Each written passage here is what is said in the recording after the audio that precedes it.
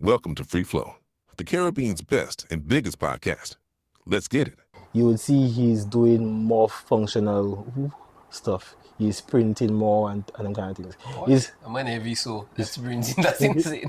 So his prints suck. Yeah, I figure. His prints suck. Can't be 800 pounds when he's printing like that. Like you're not. Yeah, right. And the man's still huge.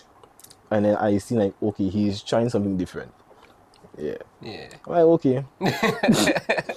I really we segue a lot there. Yeah, boy. We're recording already, but you know I start the podcast off with an icebreaker. You know, and the icebreaker is dream dinner guess. Okay, so What's it? dream dinner guess. Dream dinner guest? Yeah. So basically, what it is I want you to tell me 3 people, if you had the opportunity to have a conversation or have dinner with 3 people, alive or dead, who would it be and why? No, mine no way there. Okay. Mine no way. Because to me, I don't really care who I meet. Like, okay, for me, if I want to learn something, I'll just go and read, listen, like that. But so you're not really interested in meeting people? No, yeah, I would meet them, but mine just so well. It's just more of guys I would just like scratch my head on. So my favorite rapper is J. Cole. More because he's just so humble and he's so relatable, right? And he doesn't seem to live to impress. And I see myself like that. At the same time, you still want to be known for something, but at the same time, you know yourself, you know deep down who you are. Like, I don't really want the stresses of being outside too much. I Like when you say being outside, you mean the public eye? Yeah. Okay. Yeah. Right? Like for me, I do a lot, but I don't really like to be outside too much. So in other words, like you want to be able to, or you want a legacy, you want to be able to be remembered, but you don't want to be like out there in the forefront of everything. Yeah, okay. That makes sense. Yeah. Yeah. So, and he is like that. I get that energy from you. Yeah. I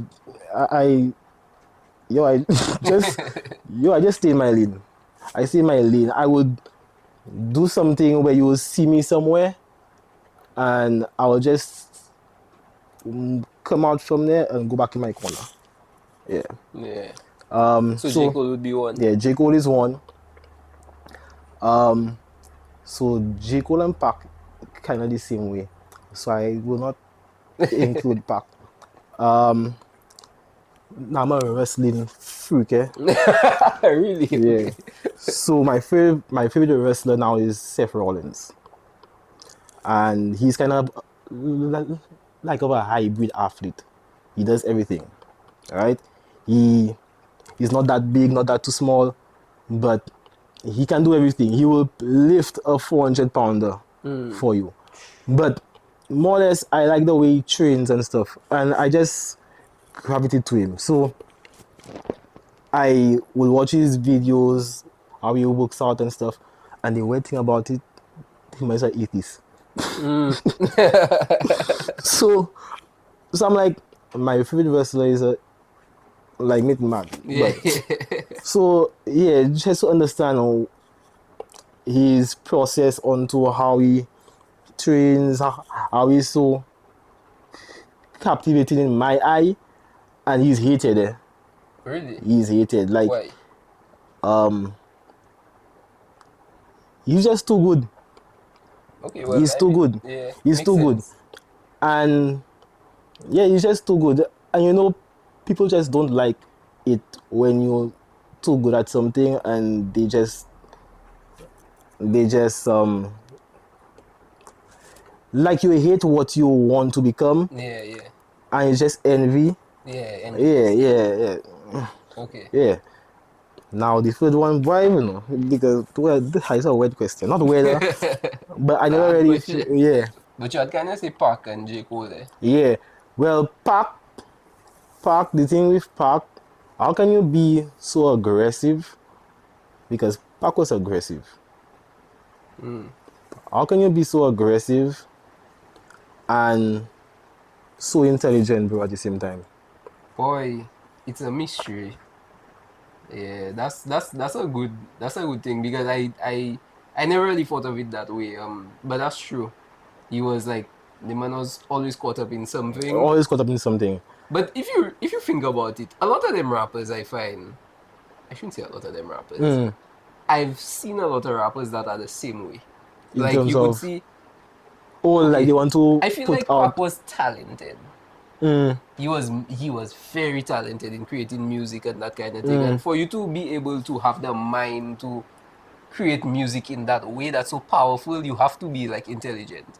You check Yeah, it? well, yes, And yes, a yes. lot of rappers, there are still a lot of rappers like that. They're very intelligent, they have great music. You check it, but they still get caught up in a lot Yeah. of different things. But again, I believe is the place you grew up, like your environment and all that. So yeah. So for now, I mean, that's something I really have to look back and say, who do I really want to meet and have a meaningful conversation with? I really have to think about that. Yeah. Okay, but yeah, those are good answers. Those Yeah. are good answers. But yeah, let's get into it. Jamal, legendary Yeah, boy. Springer. When people see you as when you're a teacher, youth leader, that's what people see you as. But what do you really want people to understand about the kind of person that you are? Who are you really? I'll go back to the legendary thing. Who am I really? I am just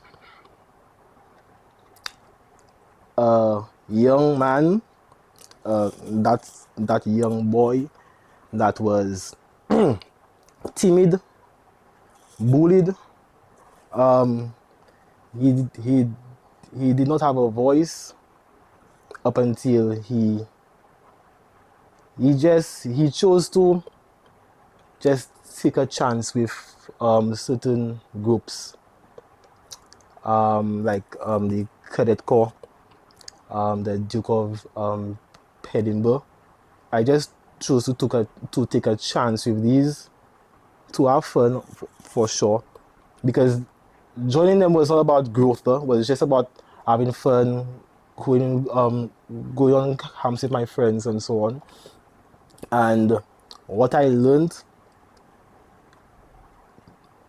in my younger days then it gave me a voice to stand on my own and to not really follow the leader, but be the leader. Yeah, Okay. it gave me that voice, and it made me realize what my strengths were, because I didn't understand who I was then, or what was I good at. When I found that, I was like, I'm I am you understand? Make you realize who you actually Yeah, are. yeah. So I was, again, no voice, bro, timid, and plus I have a stutter. So when, You, not yeah, to cut you short, but you say you have a stutter. You actually told me that you had a stutter. But I figure when you said that, I figure okay, does he have a stutter or did he have a stutter? I have it. But I didn't realize I when have it. when I when I when when I meet you for the first Yeah, time, which is literally today. yeah, I was like, okay, so he has a stutter, but it's yeah. not as bad as I like. No, it was bad. No, it Yeah, was bad. It was I could bad. see you taking your time. Yeah, Yeah. right. But again, is realizing your strengths and where you feel comfortable, and it doesn't appear as much. So I would be in front of my cadets and so on. I would be in front of a classroom. I would be doing a presentation, and through that experience, yo, I just bad. I How just do you bad do? How do cadets respect you with a stutter? because you bad. But how you mean you bad? What does that mean? Not bad. Yeah. Not bad. Because they want to emulate you. Because they look at that person in front of them, and it doesn't make that affect him when they really want to emulate you.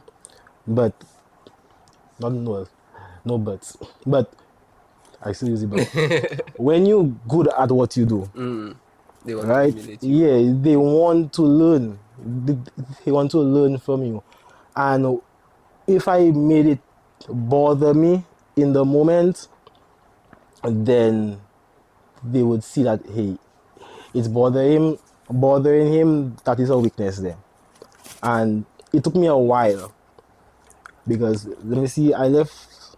Okay, so when I left school, at that time I was a sergeant.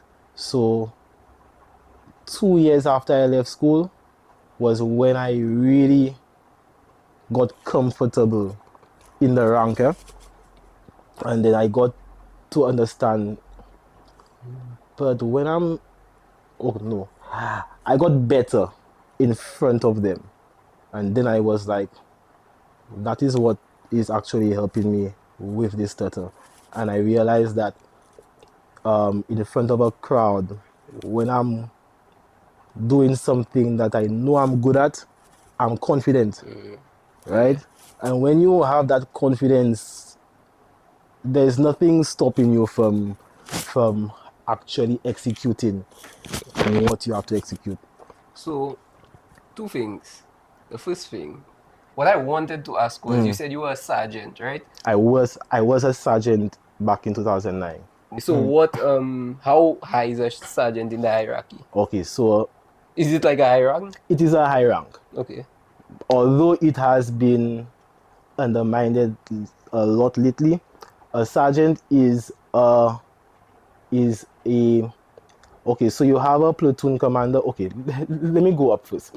So you join as a recruit, and then when you yeah you so you join as a recruit, and you become a private. That is when you really start in the whole vibe. After you become a private, you have to show some sort of knowledge and leadership skills, because as you progress, or as you go up in ranks, you are responsible for more men. You understand? So recruit, of course, private, lance corporal. So from lance corporal is a corporal. A corporal is in charge of a section. A section is like 8 men, right? So a corporal is called a section commander. So the section 2IC, or the section second in command, is the lance corporal, the one before the corporal. You understand? Yeah. After corporal, you have a sergeant. A sergeant is in charge of the platoon. A platoon is like 40 men now. Okay, wow. 40 men. So after you have the section commander, the corporal, you have the sergeant who's in charge of a platoon, that's 40 men. So if you want rank, you have to take responsibility of men, their health, um, take notes of who's there, everything about them. Yeah. Right? If something goes wrong with a man in your platoon, you should know how to deal with it. Yeah. Right? And then, yeah. So back in Form 5, that was my role, and they try to get you to a sergeant before Form 5, by Form 5. If not, then you have to do something else. Okay. After sergeant, you have staff sergeant. Of course, is more men, and tweaking the role in terms of a staff sergeant is a quartermaster. A quartermaster is in charge of stores, so like the like the equipment and stuff on camp and so on. So after a staff sergeant, you have a warrant officer. That is like the most senior drill instructor in the army, right? So you have a warrant officer class 2 and a warrant officer class 1. So the warrant officers they do all the training. They train the people below them. That is the role of the sergeant, but the warrant officer is supposed to be a specialist. Okay. So I hear that. In cadets, what do you do in cadets? Okay. So cadets is a paramilitary organization. Paramilitary meaning it's not fully military. I was going to say it's military, but it Yeah. isn't. So so the same process you would do in the military is what we do in cadets. You have subjects like drill, which is foot drill, skill at arms, which is weapon training, that's shooting, map and compass, field craft is how you move in the field by day or by night, how efficiently you can move in the field. How you mean move? Like literally walking. Crawling Okay, and okay, them kind okay, of okay. vibe, right? Okay, okay. And How what's map efficient. and compass? Map and compass is how you can move, how you can find your way with the map and the compass, Okay, okay, okay. basically All right. using coordinates and stuff like that. It's like geography. Yeah. Bro, Yeah. I would have really loved to be in cadets. In cadets. You know, one fella I knew was in cadets. I can't. I think that's him. I think he's a photographer now, or something like that. But he was in cadets when I was. So let's say I was in Form 5. That man was probably in Form 3 or Form 4. A big shabbing fella, and the man. I can't remember his name. I think his mom passed. Harlin Favre. Yeah, I think that's Harlin his name. Favre. Alan, yes, Yeah. Alan Favre. Harlin That's his Favre. name. Yeah, Harlin and Favre. that man, I was speaking to him a lot about it because I was so interested in them because that's my When you was vibe. with it. Yeah, he was like, I know we went. He was quiet. Yeah, but he like really grew up Yeah. after like that, from that. yeah. Yeah. So I was really interested in it, and like just him talking about it, I was like, wow, boy, that's my vibe. Like I Yeah. would really like that. And then he tell me, but in cadets you have to shave your beard, and Yeah. that just put me off. Like that literally, bro, that put me off. That's the okay. only thing that stopped me from joining cadets. That's okay. Only Trust thing. me, that's okay, bro. Yeah, so I told you about that. So like like cadets like then, I would say then. Because you know how times have changed. It was really a mindset thing. I was talking to a colleague of mine, and her guy is training to be in the fire service. And you know, you can be strong all you want, but when them fellas start messing with your head, it's like you feeling like, boy, you big. Like you shouldn't be taking that that disrespect.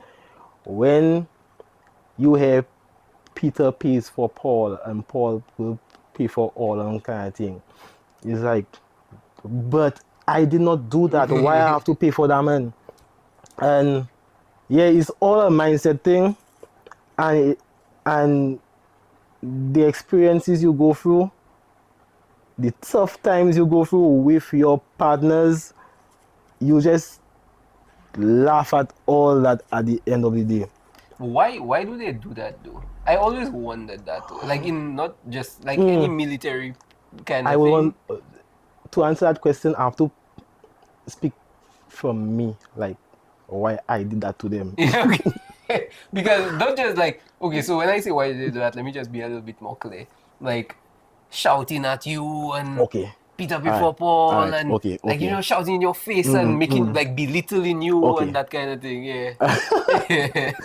So okay, so for me, I never complained. I never complained. I never gave any trouble up until I was a certain rank to feel real confident and strong. I was giving trouble then. So again, maybe I was just afraid to like speak up, or I would just not try to make it trouble me. And like, okay, so you'd go on a line for breakfast, lunch, and dinner, and let's say your nails too dirty. He will tell you, why your nails dirty? Go at the back of the line, because you're not clean. What? Yo, that ain't funny, yo. That ain't funny. So another one, will be you. So another one will be you drop your spoon, you drop your cup. You nasty. You see that, guys? You see that? Go and wash that and go back of the line. I don't be able to take that, yo. So the part of this shouting, okay, in foot drill, when you give a command, right? When you give a word of command to do the drill, there's three parts of the word of command. There's introduction to wake up the platoon. So the introduction has to be loud, right? Because you need to be alert, right? And that's another thing with it, is to be alert. But I'm talking about in foot thing, drill. Introduction cautionary, that's a part of the command where you are actually processing the instruction they want you to do. Right? So they introduce the command, they caution you. So the cautionary is like 4 seconds long. So you're processing it. And the execution now is the last part of the command where you have to actually do the movement. That part of the command is loud and sharp. Loud and sharp so that you move on the time. And when you see the parade move together, there's something they call, not call, there's something they say, the beauty of drill is, the beauty of drill is to stand still after every drill movement. So when you see these guys doing their drills and stuff, and you see how they execute the stuff sharp and neat And then clean. and clean, that is the beauty of it. Yeah. Right? And the purpose of drill is to produce a cadet who is proud, obedient, and alert, and also to provide the basis of good teamwork. So when you hear all that, especially teamwork, that's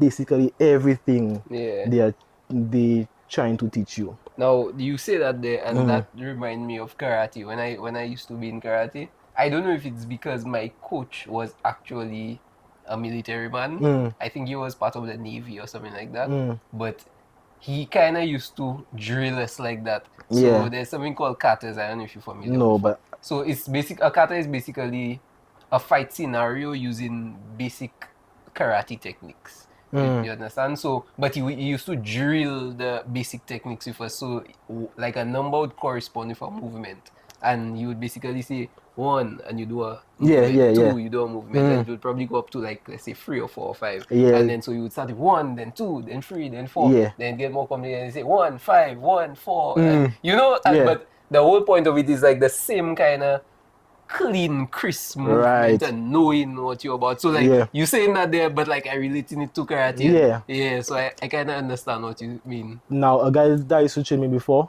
in cadets, he would ask us what is drill. So we would think about foot drill, but he said no. I didn't ask you what is drill. Foot drill. I asked you what is drill. Drill is something that is repeated over and over.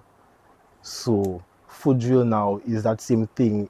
You repeat it and then it stays ingrained in your head. Yeah. Right? So, but the loudness and all them kind of thing is all about, it's just to keep you alert, keep you on your toes, because, I mean, some of us have some low attention spans, and we're not really paying attention to what we're supposed to do at the moment. We just daydream and all that kind of crap. Yeah, and sometimes it's just that. Okay. Sometimes it's just that. All right, but we segued quite a bit now. Boy, Okay. Trust me, I have a lot. But so let's go backtrack a bit to where we were at. So the next question I want to ask is, when did Legendary go from just a nickname, something somebody was calling you, that kind of thing, to a belief a movement, a mission. Yes. So I don't know if you remember Cornelius George. I'm not sure. Cornelius George, he was a tall model. He was also a photographer. If you show me a picture, I don't know, but if you Yeah. show me a picture, I He was may a part of Deeper Than Soca as well. Mm. Yeah, he used to train a lot and stuff. He used to post workout videos before me. Yeah, Okay. yeah. If you see Yeah, a yeah. I want picture, you to show me a picture. but you know one time. That's it? Yeah, you can see him. Remember that man? Yeah. Oh yeah, I know it, Yeah, bro. yeah, That man not shooter thing I was in. yeah, Cornelius. Yeah, that man died, bro. I had no idea. That's You insane. okay? So I'm pretty sure you're familiar with Yeah, man, I am. I'm familiar with him now. um um um Bradley, Mm. the historian. Yeah, yeah. Yeah, he died the same year from Okay. Bradley. Okay. Yeah, Yeah, yeah. Bradley and I went to primary school. All of us, right. Sky, Bradley, Ronaldo, Yeah, all of us. Yeah. yeah. So um he started his vibe and he started his training thing, and I was training already. But with Cornelius being out there and he wanted to learn from me, check it from me, check it. Mm. So it was like, Knox, come through. Let me see what you guys think with your abs and all kind of thing, because he want abs too and all kind of thing. So he kind of took me under his wing in terms of doing stuff, and like training people and all that. And he understood the stuff I went through prior. So he gave me the nickname, right? And then after he died, obviously, um, it was like, what do I do next? Because he was the one really pushing me, Mm. right? And he was the one that gave you that nickname, Right, legendary. Okay. yeah. And now people was calling me legendary already, but they used to call me the legend. Check it because of cadets too, eh? Like I was so, check it Mm-mm. to me, I was so, and then yeah, he used to call me the legend, and then he was like, there is more meaning behind that. And then after he passed, and he was no longer there to push me, a friend of mine who I went to school with, to primary school with, he was like, yo, Cornelius would really like if you actually push that, you know. You understand? And it took a while, but yeah, so it's just testimony as to your struggles and how you don't let that define you. Check it, you keep moving forward. Yeah, so he was like a very, very close friend of you. Yeah, very, very How close friend. how how did you feel like when that entire situation happened? No mean to laugh, huh? So I was on a cadet camp. uh, I was in charge of the camp in terms of training. That was in the summer, and we were about to go on a hike for 4 days, right? So just imagine the whole camp have about 200 children. a hike for 4 days? Yeah, How? What? bro, trust me. Yeah, we'll get back to that. Okay. So we're about to do a hike for about 4 days. Check it. So we're about to leave the school and start the hike. And the morning, I got a call. The man passed. Wow. So we're about to start the hike, and it's me that have to like lead everybody out. And I'm like, how are you doing now? Well, prior to that, I go in a hole, bro. I go and cry, and then it's like, okay, I have to put that aside for a few hours and start the expedition. You say for a few hours, eh? Yeah, I would never be able to do that, bro. because well, yo, have done that a lot. Like put death aside and just do what I have to do. Even with my paps, Wow. put death aside for a while and just do what I have to do. Yeah. Yeah. So that's how I dealt with that news then. But I was on a camp, so I was like my mind was elsewhere, right? And then after the camp ended, of course, now it's time for the funeral. Yeah. So Yeah, Wow. basically. That is crazy. I know a couple of people just in my life, just friends and thing that put that, a close relative or somebody pass and thing, and they put, I don't know if I would be able to do that, bro. That takes a lot. Like, you able to just compartmentalize and say, okay, I have to do this. I cannot focus on that. I can't.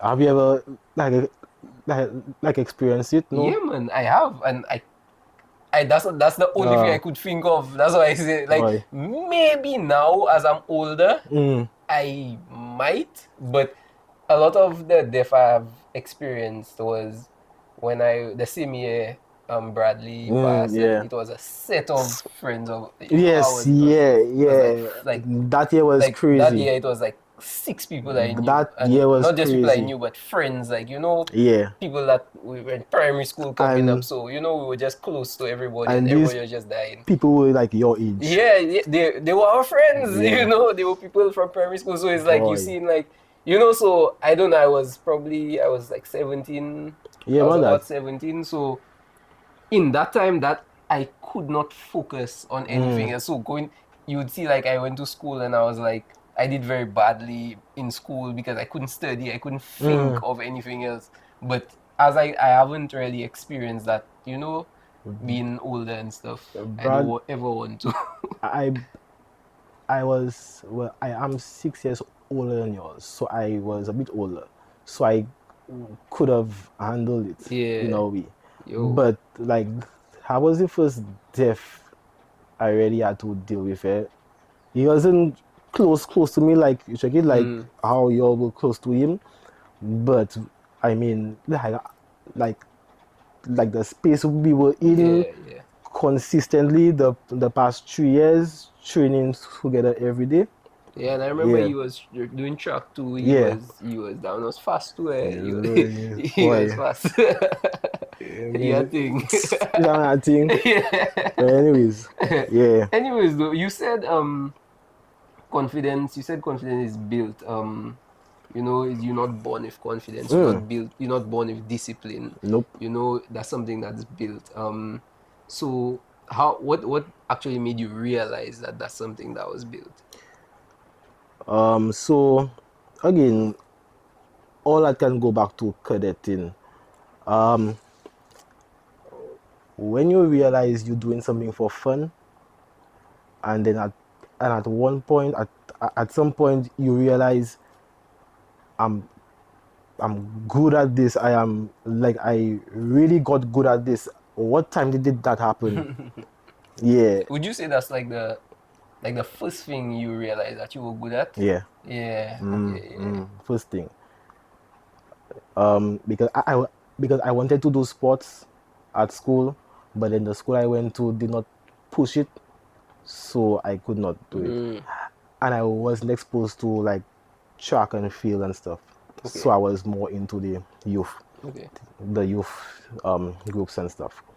So when you're doing something you love, you're not really thinking about like focus as this shouting and all that kind of thing. You just thinking about yo, I'm there and I'm enjoying myself. And then years pass, you develop the skills, and then at one point you're like, yo, I didn't really track how I got so good at this. Yeah. And I was like, okay, that is how you win. Yeah, it was like a little obsession for you. Yeah, Yeah. obsession, Yeah, man. I feel that a lot of other things, well, probably all the sports, like, I really got good at, it was a slight it wasn't slight. Let's just say it was an obsession. Yeah, Like, it's the only thing I used to think about, only thing I used to do, only thing I used to watch. yeah, Like, it was an right. obsession. Yeah. I think that's why I did so well in karate, because Yeah, man, when I that's started why. karate, I only used to watch karate videos. I used to dream of that. I used to Yeah, breathe, eat, sleep, breathe karate. Yeah, I used to, yeah. and I telling you, if you see, you tell me, because I wouldn't leave certain people behind, especially now.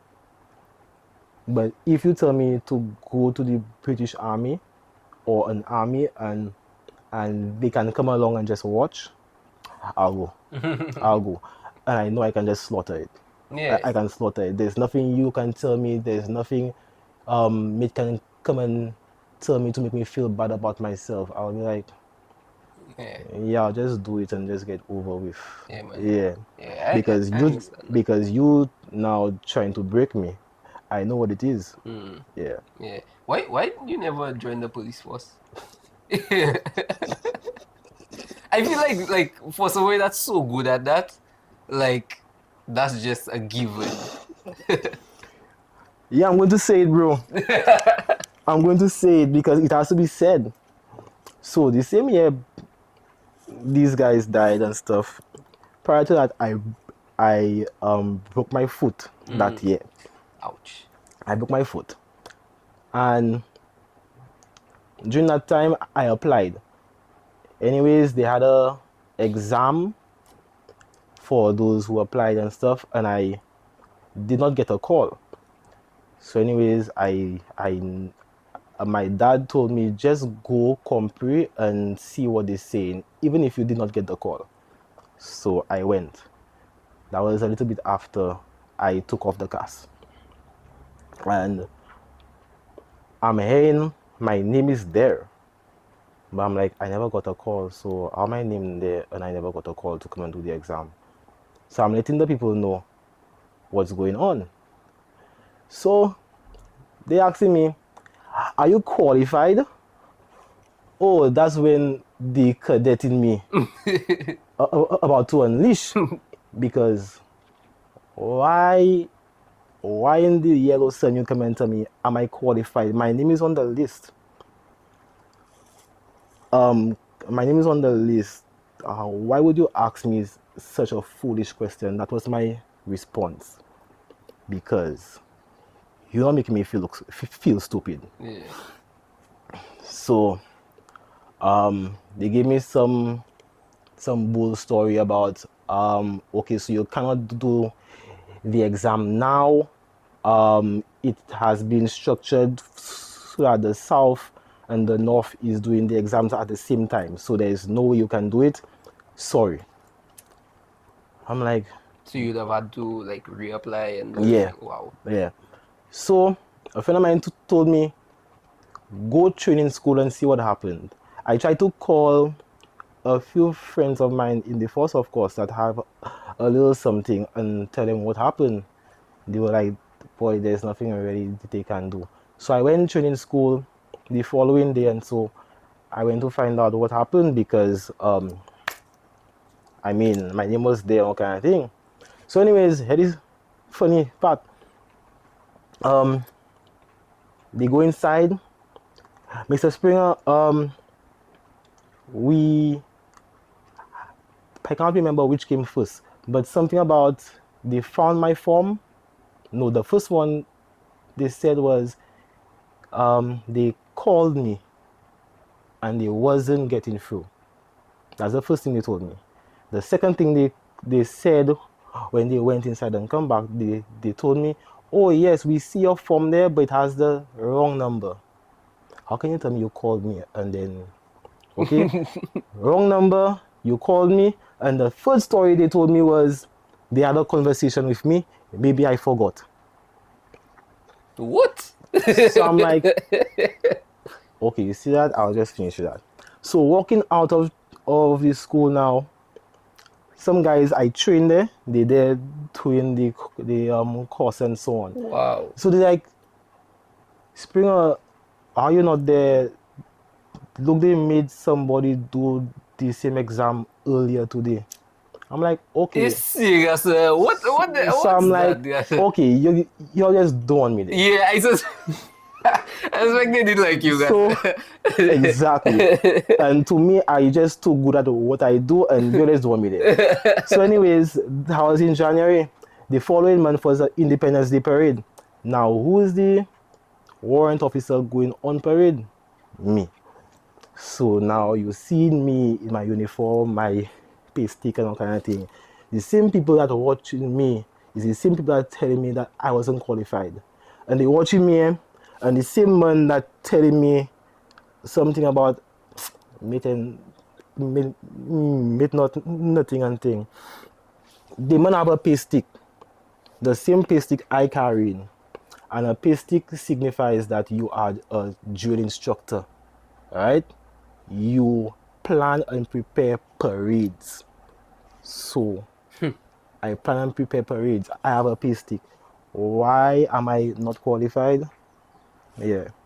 There was even, bro, I and the person at the time I did a Remembrance Day parade with her on the cenotaph. So the cenotaph on the square is that white thing for the dead Yeah. soldiers and stuff. So every Remembrance Day parade, you have 4 sergeants, one on each end, and then they do the drill. So I was 19 at the time, 19 or something. So I was 19 at the time, and then she was a sergeant as well. So you mean to tell me you cannot remember me doing that same drill with you, but years later you at the top, you can't remember me, and I'm not qualified. So I just leave that, bro. So you kind of just finish with that I just after. finished with that, bro. Wow, that's sad. Yeah, I just finished that. that's sad. Yeah. So after that, I never really pursued it. Wow. And then a few years ago, a corporal, I believe she's a sergeant now, she remembers my face and she was like, "Why you never try to?" So I told her the story, and then she was like, "So what do you do now?" I tell her I teach. Then she was like, "Oh, that's much better." Yeah. So I was like, "Yeah." Wow. And at the time, I believe the cadetting had me a bit too aggressive, and I find the teaching has me more like down to earth and thing. calmer Okay. and stuff. Okay. So it's a good thing I just Just finish it. yeah. All right.